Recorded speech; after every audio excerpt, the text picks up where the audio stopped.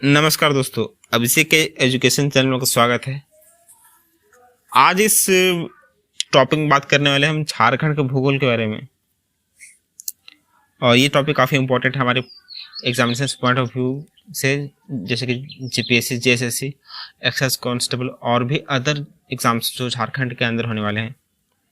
तो ये काफ़ी वेटेज वाला सब्जेक्ट है झारखंड जीके। आज इसमें बात करने वाले झारखंड की मिट्टी के बारे में। तो सबसे पहले हम बात करते हैं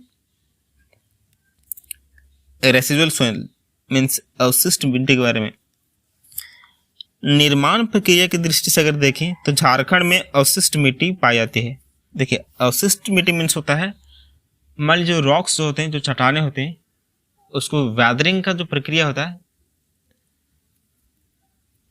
मतलब वेदरिंग मीन्स होता है जो भी जो पत्थर होते हैं, जो चट्टान, उसका ब्रेकडाउन होता है नेचुरल सोर्स से। तो ये जो रॉक्स होते हैं वो टूट टूट कर स्मॉल पार्टिकल्स में बढ़ जाते हैं। उसके बाद यही मिट्टी को फॉर्म लेते हैं। तो क्या होता है, जब ये मिट्टी टूट जाते हैं तो वो एक ही जगह परत दर परत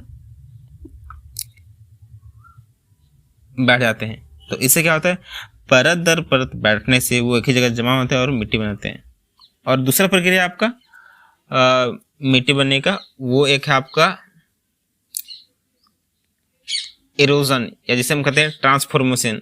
मतलब जो मिट्टी होती है, जो चट्टान का ब्रेकडाउन के कारण, चट्टान का टूटने के कारण मिट्टी को हवाओं, बाढ़ या और भी अदर जो सोर्स होता है उसे एक जगह से दूसरी जगह ले जाया जाता है। तो वो कहलाता है आपका ट्रांसफॉर्मेशन।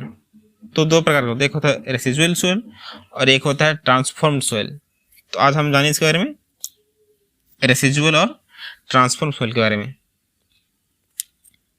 तो क्या होता है रेसिडुअल सोइल मीन्स वही अवशिष्ट मिट्टी। उसे कहते हैं जो चट्टान के टूटने से कोई भी दूसरा जो नेचुरल माध्यम है, जो उसके सहायता से जब टूट जाता है तो एक ही जगह परत दर परत वो इकट्ठा होता है। तो ये मिट्टी कहलाती है आपका रेसिडुअल सोइल। अब बात करते हैं हम झारखंड में पाई जाने वाली मिट्टी को मुख्यतः 6 प्रकारों में वर्गीकृत किया जा सकता है। इस चार्ट में हम देखेंगे कि झारखंड में मिट्टी का वर्गीकरण कितने मिट्टी में किया गया है। तो पहला नंबर की बात करें तो ये हमारा लाल मिट्टी है। इसका विस्तार, इसका एक्सटेंशन देगा तो इसका जो विस्तार है छोटा नागपुर में है। विशेषता इसकी, ये जो लाल मिट्टी है आपकी, लाल मिट्टी झारखंड के ऑलमोस्ट मैक्सिमम जगह में यही पाई जाती है। मतलब 90% जो है लाल मिट्टी पाई थी छोटा नागपुर में। दामोदर घाटी का गोंडवाना क्षेत्र तथा राजमहल उच्च भूमि को छोड़कर संपूर्ण छोटा नागपुर में लाल मिट्टी का अधिकता है। राजमहल क्षेत्र जो हो गया आपका और दामोदर घाटी का जो गोंडवाना क्षेत्र हो गया, उस एरिया को छोड़कर पूरे छोटा नागपुर इलाके में लाल मिट्टी पाई जाती है। ये जो मिट्टी है लाल मिट्टी, इसमें फेरिक ऑक्साइड और बॉक्साइड पाया जाता है। जिसका कारण क्या होता है, ये सब जो तत्व होते हैं फेरिक ऑक्साइड और बॉक्साइड की मौजूदगी के कारण इसका जो रंग है, इसका जो कलर है वो लाल पता चलता है। मौसम आज थोड़ा सुहावना है, इसलिए कोयल का आवाज बीच में सुना दे रहा होगा आपको। अब बात करते हैं, कहीं कहीं ये जो लाल मिट्टी है इसका रंग पीला, धूसर, भूरा और काला भी मिलता है। अलग अलग जगह में इसका जो कलर है, इसका वेरिएशन है, इसका मतलब चेंजिंग मिलता है। अब बात करते हैं, राज्य के हजारीबाग व कोडरमा क्षेत्र में अभ्रक मुल्लक लाल मिट्टी तथा सिंहभूम व धनबाद के कुछ भागों में लाल काली मिश्रित मिट्टी पाई जाती है। हजारीबाग एरिया जो हो गया और कोडरमा, क्योंकि ये ऐसे क्षेत्र जहाँ पे जिसे मोस्टली तो आपका ये कोडरमा ये फेमस है अभ्रक के लिए। तो सबसे ज़्यादा जो अभ्रक भारत में यही पाया जाता है। तो यहाँ पर अभ्रक का प्रभाव के कारण यहाँ का जो मिट्टी है यह अभ्रक मूलक लाल मिट्टी है। मतलब इस लाल मिट्टी में अभ्रक का अंश ज़्यादा मात्रा में पाया जाता है। इसके अलावा सिंहभूम व जो धनबाद के कुछ भाग में लाल काली मिश्रित मिट्टी पाया जाता है। मतलब सिंहभूम और आपका धनबाद का एरिया है, यहाँ पे लाल और काली जो मिट्टी है, जो सॉइल है, इसका मिक्सर मिलता है। नेस और ग्रेनाइट के अवशेष से निर्माण होने तथा नाइट्रोजन, फास्फोरस और ह्यूमस की कमी से युक्त होने के कारण इसकी उर्वरा शक्ति कम होती है। देखिए, नेस और जो ग्रेनाइट ये जो एलिमेंट है इसे बना होने के कारण और नाइट्रोजन, फास्फोरस, ह्यूमस का कमी होता है, इसके कारण इसका जो फर्टिलिटी है बहुत कम होता है। देखिए, ये जो ह्यूमस है, ह्यूमस मिट्टी के सबसे ऊपरी परत होती है, बहुत ही पतली परत होती है, जिसमें जितने भी जो न्यूट्रिशंस होते हैं, हमारे जो मिट्टी में न्यूट्रिशंस पाते हैं वो सारा उसमें मौजूद होते हैं, जैसे नाइट्रोजन हो गया, फास्फोरस हो गया और भी अदर। ये मिट्टी ज्वार, बाजरा, रागी, गन्ना, मूंगफली आदि की खेती है तो अत्यंत उपयुक्त होती है। देखिए, आज मौसम काफ़ी अच्छा है, इसीलिए अलग अलग प्रकार की चिड़ियों की चहचहाट आप सुनाई दे रहे होंगे। देखिए, अब बात करते हैं काली मिट्टी के बारे में। काली मिट्टी का जो विस्तार है राजमहल पहाड़ी में, इसे हम इंग्लिश में बेसाल्टिक स्टोन कहते हैं। और इस विशेषता की बात करें तो इस मिट्टी को रेगुर मिट्टी भी कहा जाता है तथा यह काले एवं भूरे रंग की होती है। काली मिट्टी जो है इसको हम रेगुर मिट्टी भी कहते हैं और इसका जो कलर होता है ब्लैक भी होता है और ब्राउन भी होता है, मीन्स काला भी होता है और भूरा भी होता है। ये जो काली मिट्टी होती है इसका निर्माण बहुत ही बारीक छोटे छोटे कणों से होता है, जो स्मॉल पार्टिकल्स होते हैं मिट्टी के, उससे ये बने होते हैं। और पानी पड़ने पर ये जो मिट्टी होती है वो चिपचिपी होती है, मतलब हाथ में चिपक जाती है पानी पड़ने के कारण। ये इसका एक खासियत है। इस मिट्टी में लौह, चूना, मैग्नीशियम तथा एल्यूमिना का मिश्रण पाया जाता है। ये जो मिट्टी है इसमें जरूरी एलिमेंट्स जैसे कि लोहा हो गया, चूना हो गया, मैग्नीशियम तथा एल्यूमिनियम, ये सब पाए जाते हैं। इस मिट्टी में नाइट्रोजन, जैविक पदार्थ तथा फास्फोरिक एसिड की कमी पाई जाती है। और जो नाइट्रोजन है जैविक पदार्थ होता है और फास्फोरिक जो एसिड होता है जो इम्पोर्टेंट होता है प्लांट्स के लिए, इसकी कमी पाई जाती है। बेसाल्ट की अपक्षयन से निर्मित यह मिट्टी कपास की खेती हेतु अत्यंत उपयोगी है, किंतु राजमहल क्षेत्र में इस मिट्टी में धान एवं चने की खेती होती है। देखिए, इसका मेन खासियत यह है काली मिट्टी की, ये जो काली मिट्टी है इसमें मोस्टली तो कपास की खेती होती है। तो ये क्वेश्चन कहीं कहीं पूछता है कि काली मिट्टी में किस प्रकार की खेती होती है, मतलब कौन सा फसल उगाया जाता है, तो इसमें बताना है हम लोगों को काली मिट्टी। और इसके अलावा जो राजमहल क्षेत्र है और धान और चने की खेती वहाँ पे होता है अधिकतर राजमहल क्षेत्र में। अगला हम देखते हैं लेटराइट मिट्टी।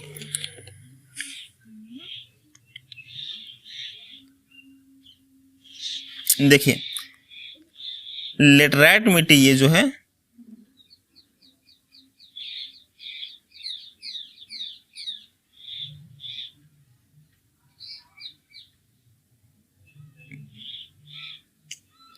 लेटराइट मिट्टी, लेटराइट मिट्टी का जो विस्तार है पलामू का दक्षिणी क्षेत्र, रांची का पश्चिमी क्षेत्र, संथाल परगना, पूर्वी राजमहल क्षेत्र, सिंहभूम का ढाल भूमि क्षेत्र इत्यादि में ये पाया जाता है। देखिए, ये जो लेटराइट मिट्टी है पलामू के पूर्व क्षेत्र में नहीं, पलामू के जो दक्षिणी एरिया बस वहाँ पाया जाता है। रांची के भी पश्चिम क्षेत्र में बस पाया जाता है, संथाल परगना में भी पूरा पाया जाता है और राजमहल क्षेत्र, ये जो है राजमहल क्षेत्र का केवल पूर्वी भाग में पाया जाता है। विशेषता की बात करें तो इसका यह विशेषता है कि यह गहरे लाल रंग की होती है तथा इसमें कंकड़ का अधिकता होती है। लेटराइट मिट्टी जो है इसका कलर लाल होता है और इसमें बहुत अधिक कंकड़ पाया जाता है। जो छोटे छोटे बहुत छोटे बारीक जो टुकड़े होते हैं चट्टान, जो पत्थर के सफेद रंग के, आप लोग देखे होंगे उसको बालू मिला, बस उसी का इसमें अधिकता होता है। इस मिट्टी का निर्माण मानसूनी जलवायु की आर्द्रता तथा शुष्कता में क्रमित परिवर्तन के फलस्वरूप उत्पन्न परिस्थितियों के प्रभाव स्वरूप होता है। इस मिट्टी में लौह ऑक्साइड की अधिकता होती है तथा यह कम उर्वरक मिट्टी है।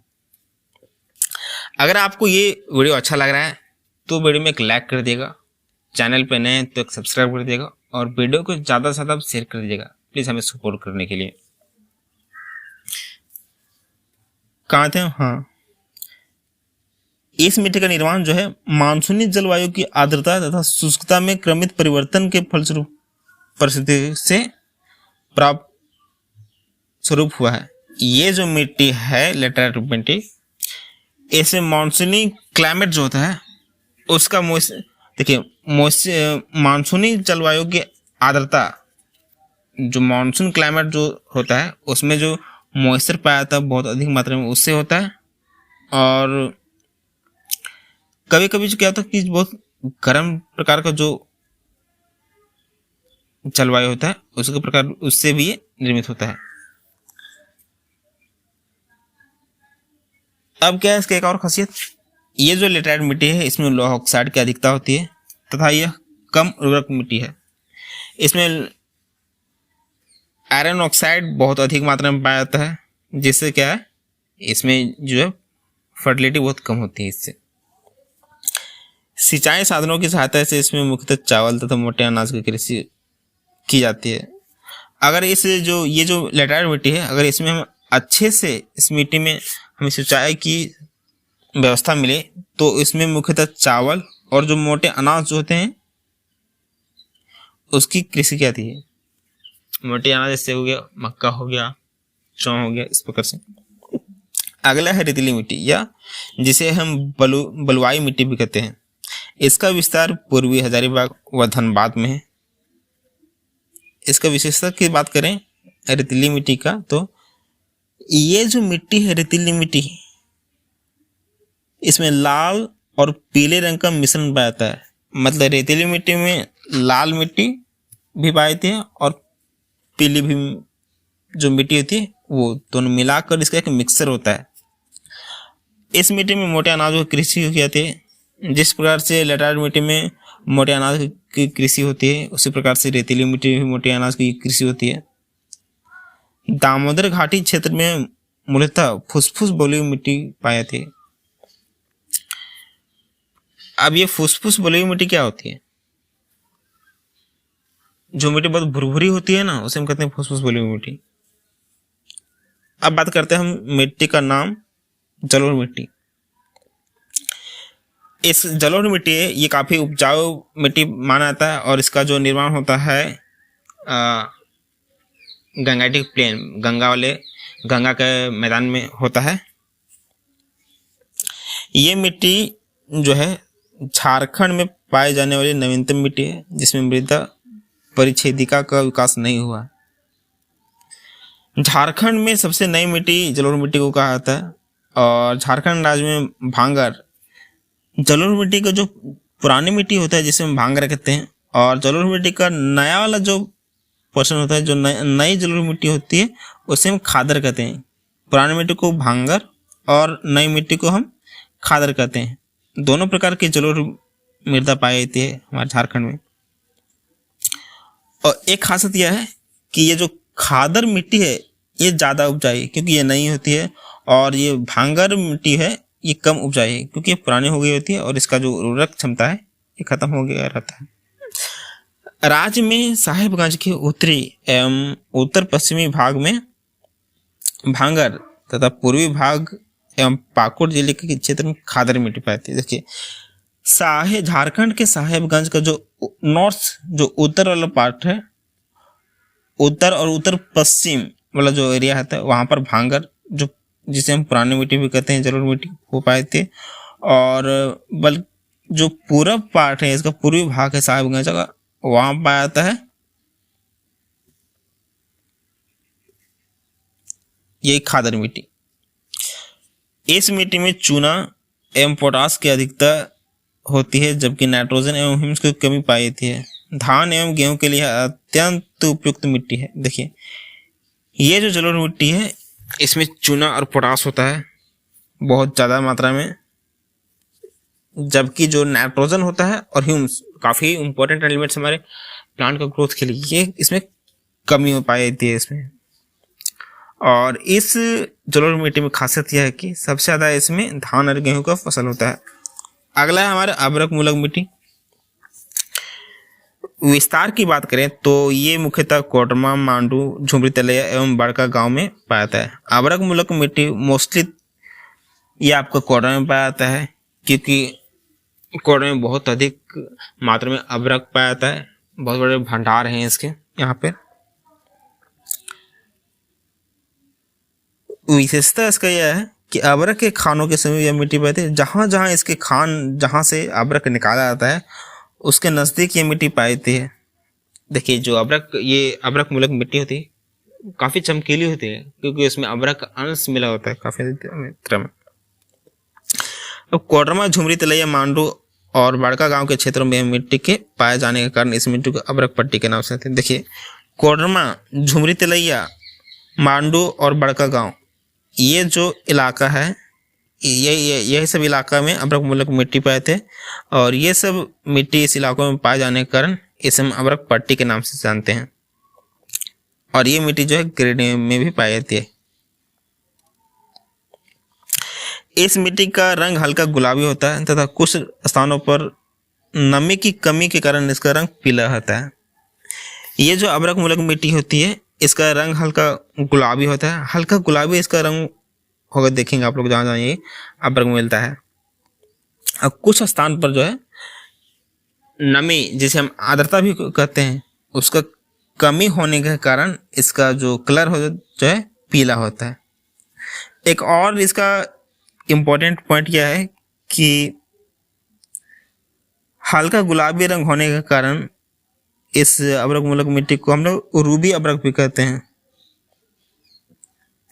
यह मिट्टी अत्यंत उपजाऊ होती है, लेकिन इन क्षेत्रों में जल की कमी के कारण इस मिट्टी में समुचित ढंग से कृषि कार्य संभव नहीं हो पाता। देखिए ये जो मिट्टी है अभ्रक मूलक मिट्टी, ये काफ़ी फर्टाइल है। इसमें अलग अलग प्रकार के जो होते हैं फसल इसमें उगाए जा सकते हैं, लेकिन इसमें एक प्रॉब्लम यह है कि जल का कमी होने के कारण इन क्षेत्रों में इसमें सही ढंग से खेती नहीं हो पाती है। अगर आपको ये वीडियो अच्छा लगे, काफ़ी हेल्पफुल है आप लोगों के लिए, तो एक लाइक कर दिएगा। Thanks for watching this video.